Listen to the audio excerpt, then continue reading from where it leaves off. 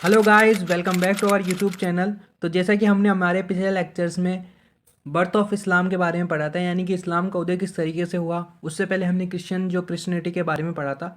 आज हमारा जो टॉपिक है वो है क्रिसवेट्स के बारे में, यानी कि जो धर्म युद्ध हुए थे, जो इस्लाम मुस्लिम्स और जो क्रिसवेडर जो थे, यानी कि जो क्रिश्चियंस और मुस्लिम्स के बीच में जो धर्म युद्ध हुए थे उनके बारे में हम पढ़ेंगे। वैसे तो 8 मेजर क्रिसेड यहाँ पर हुए थे, धर्म युद्ध हुए थे, और उनका यूरोप पर क्या प्रभाव पड़ा था उसके बारे में हम ये पढ़ेंगे। सबसे पहले तो आपको ये बताना ज़रूरी होगा कि किस तरीके से उस क्रूसेडर ये हुए क्यों थे, इसका बैकग्राउंड क्या था। तो सबसे पहले हम इसका एक ओवरव्यू लेते हैं कि जो क्रूसेडर थे ये सीरीज थी, ये यानी कि एक धर्म युद्ध लड़े गए थे जो कि क्रिश्चियंस और मुस्लिम के बीच में लड़े गए थे, जो कि जिनका मतलब ये था कि जो जेरूसलम है, पहली बात तो एक जेरूसलम सिटी है, जेरूसलम जो जगह है ये एक सिक्योर जगह मानी जाती है। क्यों इंपॉर्टेंट है वो तो हम इसका ब्रीफली पूरा पढ़ेंगे डिटेल में, लेकिन यहाँ पर आपको ब्रीफली बता देता हूँ कि इस जगह की ये होली होली जगह है, यानी कि एक पवित्र जगह है।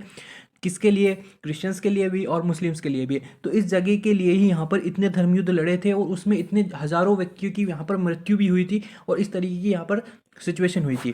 ठीक है, तो 8 मेजर क्रूसेड यहाँ पर लड़े गए थे जो कि 1096 से लेकर 1291 के बीच में थे। इस तरीके से वहाँ पर बहुत ज़्यादा यहाँ पर वायलेंट हुआ, बहुत ज़्यादा यहाँ पर खून खराबा हुआ, इस तरीके की यहाँ पर कंडीशन देखने को मिली।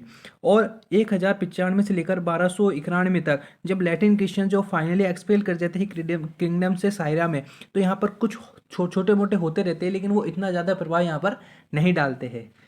क्रिश्चियनिटी धीरे धीरे अब देखे जैसे कि 12वीं शताब्दी तक तो मेजर 8 क्रूसेड लड़े गए, उसके बाद छोटे मोटे क्रूसेड्स यहाँ पर लड़े गए, लेकिन उनका इतना प्रभाव नहीं है। और फिर वो 16th सेंचुरी में जब रिफॉर्मेशन मूवमेंट आता है तो वहाँ पर जाके वो एक तरीके से जो छोटे मोटे भी जो जहाँ पर चर्च की जो इतनी डोमिनेशन थी वो घट जाती है एक तरीके से, और वहाँ पर जाके ये सारी चीज़ें समाप्त हो जाती है। तो ये तो एक ओवरव्यू था। इसका पहले हम देखते हैं कि बैकग्राउंड क्या है क्रूसेड्स का। जैसा कि 11वीं शताब्दी के अंत में जो वेस्टर्न यूरोप था ये एक इमर्जिंग पावर उभर के आता है, एक शक्तिशाली स्टेट के रूप में उभर कर आता है। और बाइजेंटीन एम्पायर जो कि ईस्टर्न पार्ट था, जैसा कि हमने रोमन एम्पायर पढ़ा था, सिटी ऑफ रोम में पढ़ा था, उसके दो भाग बट जाते हैं, एक तो ईस्टर्न वाला और एक वेस्टर्न वाला। ईस्टर्न वाला था वो था बाइजेंटीन एम्पायर, जिसको बाइजेंटीन जो सल्तनत थी वो उसको रूल करती थी। उसी तरीके से बाइजेंटीन एम्पायर जो है वो अपनी टेरिटरी हार जाता है सल्जूक तुर्क को। सल्जूक तुर्क को ये अपनी टेरिटरी हार जाता है, और इसके बाद से ही यहाँ पर सिविल वॉर्स होती है और चाउस की कंडीशन हो जाती है। जो जनरल अलेक्सिस होता है, जनरल अलेक्सिस कम्युनिस, ये बाइजेंटीन का थ्रोन अपने कब्जे में कर लेता है, और ये रिमेनिंग पावर को as an emperor Alexios first के रूप में उभर कर आता है, और यहाँ पर ये क्या करता है, अपना पावर आधिपत्य यहाँ पर स्वीकार कर देता है। इसके बाद 1095 में एलेक्सिस को एनवॉइस भेजता है पोप अर्बन सेकंड के पास कि अपनी मदद के लिए क्या मदद मांगता है ये पोप अर्बन सेकंड से कि उसको ट्रूप्स भेजे जाए फ्रॉम द वेस्ट से उसको ट्रूप मांगता है, ताकि वो जो मुस्लिम जो है वो उनके ऊपर उनकी ज़मीनें हड़प रहे हैं, उनकी ज़मीनों पर आक्रमण कर रहे हैं, उनके इन्वेजन से यहाँ पर तुर्किश इन्वेजन से यहाँ पर वो बच सके। साथ ही साथ नवंबर 1095 में यहाँ पर एक काउंसिल होती है जहाँ पर पॉप जो है वो वेस्टर्न क्रिश्चियन से ये कहता है कि जाइए और अपने जो मुस्लिम आक्रमणकारी है उनके खिलाफ आप खड़े होइए। यहाँ पर जो है मिलिट्री जो एजेंट्स थे वो भी जाते हैं, साथ ही साथ जो ऑर्डिनरी पीपल है ये दोनों पीपल यहाँ पर जाते हैं। यहीं से क्रूसेड्स की बिगिनिंग होती है, शुरुआत होती है, और यहीं से आगे चलकर आप देखोगे कि 8 मेजर क्रूसेड यहाँ पर लड़े गए।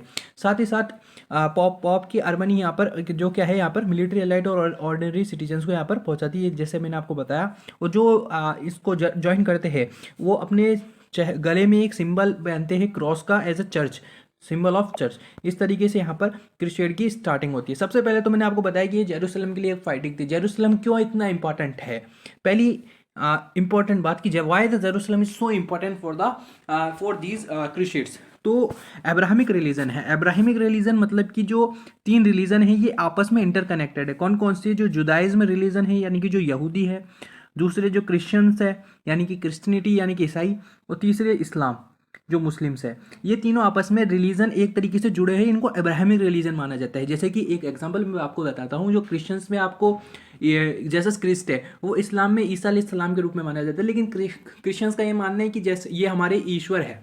लेकिन इस्लाम में अलग मानना है, मुस्लिमों का अलग मानना है कि ये एक तरीके से इनके मैसेंजर थे, जैसे कि प्रॉफेट मोहम्मद थे।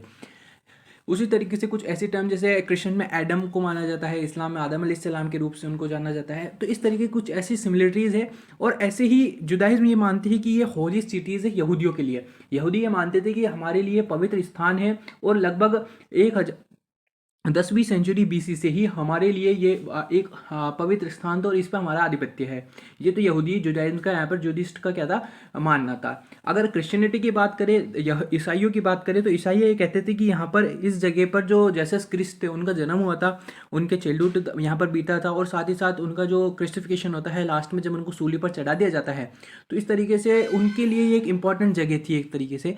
तो ये इनके लिए कहते हैं कि हमारी जगह है, पवित्र स्थान है। और तीसरी बात है इस्लाम के बारे में, तो इस्लाम ये बोलते हैं कि जैसे मक्का है वैसे मदीना है। इसी तरीके से जो तीसरे नंबर पे सबसे पवित्र स्थान है वो हमारे लिए जेरूसलम ही है, क्योंकि यहाँ पर प्रॉफिट मोहम्मद का एक वाक्य जो बहुत ज़्यादा मतलब आपने पढ़ा होगा उसके बारे में, कि जो यहाँ पर कुरान को उतारा जाता है, इस तरीके का वाक्य पूरा इसके बारे में नहीं बताएंगे। तो ये हमने ओवरव्यू बताया कि ये इसलिए इस्लाम में भी इंपॉर्टेंट है, क्रिश्चियंस में भी इंपॉर्टेंट है, साथ ही साथ जुदाइज्म जो यहूदी है वो भी मानते हैं कि जेरूसलम हमारे लिए इंपॉर्टेंट है। अब देखो तीनों धर्म के बारे में, तीनों धर्म थोड़ी बहुत सिमिलरिटीज़ तो है, लेकिन यहाँ पर यहीं से इनका जो है एक वॉर स्टार्ट हो जाती है कि हमारा रूल है, हमारा रूल है। लेकिन मेजर जो है वो क्रिश्चियंस और मुस्लिम के बीच में यहाँ पर एक तरीके से मतभेद होता है। और इसी के साथ फर्स्ट क्रूसेड स्टार्ट होता है 1096 से लेकर 1099 के बीच में ही होता है। अब फर्स्ट क्रूसेड जो है यहाँ पर 4 आर्मीज ऑफ क्रूसेडर यहाँ पर जनरेट होती है। कौन कौन सी होती है? Lead by Raymond of Saint Gilles, Godfrey of Bouillon, Hugh of Vermandois और बहमंड ऑफ टोरंटो। ये 4 आर्मीज क्रूसेडर्स की जनरेट होती है। ये ग्रुप पार्ट होती है बाइजेंटीन के लिए अगस्त 1096 में। और जो पॉपुलर पीचर थे जिनका नाम था पीटर द हर्मिट, वो भी अपनी आर्मी भेजते हैं मिलिटियास की और कॉमनर्स की, यानी कि जो आम आदमी थी उनकी अपनी पार्टी भेजते हैं। और साथ ही साथ पहला मेजर क्लैश होता है क्रूसेडर्स के और मुस्लिम्स के बीच में, जो तुर्किश फोर्स थी मुस्लिम को जो रिप्रेजेंट कर रही थी उनके बीच में। और यहाँ पर पहले उसमें मई 1097 में क्रूसेडर्स जो थे वो और बाइजेंटीन एलाइज अटैक करते हैं नाइसिया, जो कि आज के इजिक तुर्की में है, और सल्जिक कैपिटल अनातोलिया में। तो यहाँ से इस तरीके की सिटी को सरेंडर करी जाती है लेट जून में। यानी कि पहले जो फर्स्ट क्रूसेड हुआ था उसमें किसकी विजय होती है? यहाँ पर क्रूसेडर्स की, यानी कि जो क्रिश्चियंस की, क्रूसेडर्स की यहाँ पर जीत होती है। अब इस जीत के बाद तो वो अपनी जीत के इस खुशी में इतने मदहोश हो जाते हैं, इतने तरीके से होते हैं कि वो वहाँ पर जो रह रहे चिल्ड्रंस जो थे, मैन जो थे, वीमेन, आदमियों की, औरतों की और बच्चों की बहुत ज़्यादा यहाँ पर हत्या करते हुए ये जेरूसलम सिटी में एंटर करते हैं। और यहीं से जो है बहुत ज़्यादा खून खराबा स्टार्ट होता है। फर्स्ट क्रूसेड हुआ। सेकेंड क्रूसेड की बात करें तो ये 1147 से लेकर 49 तक हुआ। अब जैसे फर्स्ट में इनको सक्सेस मिल गई तो क्रूसेडर एस्टेब्लिश किया उन्होंने 4 वेस्टर्न सेटलमेंट्स। कौन कौन से थे? Jerusalem, Edessa, Antioch and Tripoli. ये इन्होंने 4 सेटलमेंट एस्टेब्लिश किए और इनके ऊपर upper hand in the region until 1130, जब मुस्लिम फोर्स बिगेन करती है gaining around in their holy war of jihad. अब क्या होता है 1144 में जो सैल्यूक जनरल होता है ना ज़ेंगी, वो जो कि गवर्नर था मैसूल का, वो एडेसा को, जो कि 4 लार्ज वेस्टर्न सेटलमेंट्स में से एक थी एडेसा, जो कि इन्होंने क्रूसेडर ने एस्टेब्लिश की थी, एडेसा को कैप्चर कर लेता है और लीडिंग करता है lords of northern most Christian side. तो इस तरीके से एडेसा को ही अपने आधिपत्य में ले लेता है। अब एडेसा के आधिपत्य में आती ही जो क्रिश्चियन अथॉरिटी है वो ये कहती है कि नहीं, हम तो अब यहाँ पर सेकंड क्रूसेड करेंगे, दूसरा धर्मयुद्ध करेंगे। अब यहीं से दूसरे धर्मयुद्ध की स्टार्टिंग हो जाती है और इसको लीड करते हैं 2 ग्रेट रूलर। एक का नाम था किंग लुइस 7 ऑफ फ्रांस और दूसरे का नाम था किंग कॉनराड 3 ऑफ जर्मनी। अब यहाँ पर सेकंड क्रूसेड होता है 1147 में स्टार्ट होता है। और इस सेकंड क्रूसेड में जो मैंने आपको बताया जो सल्जूक सल्तनत का जो हेड था वो कौन था?